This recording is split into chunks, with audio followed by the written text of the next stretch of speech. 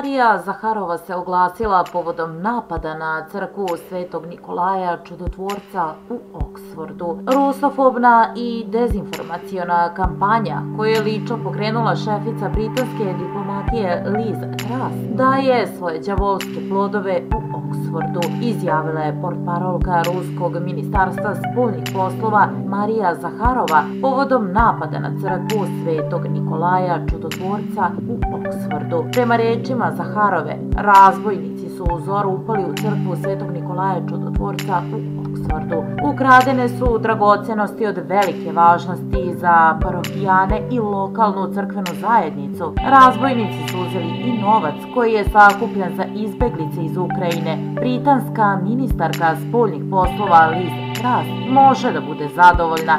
Kampanja rusofobije i lažnih informacija koje je lično pokrenula daje svoje đavolske plodove na mestu gdje joj je izdata diploma o obrazovanju, napisala je Zaharova na svom Telegram kanalu. Crkva Svetog Nikolaja Čudotvorca koja se nalazi u Oksfordu pripada Suroškoj eparhiji Ruske pravoslavne crkve. Ranije je nepoznata osoba kamionom probila kapiju Ruske ambasade u Dublinu, a kako je saopštio portparol ambasade Rusije u Dublinu Nikita Isakin, irska policija je bila prisutna i ništa nije učinila po tom pitanju. Pored toga, u Parizu je u noći između 6.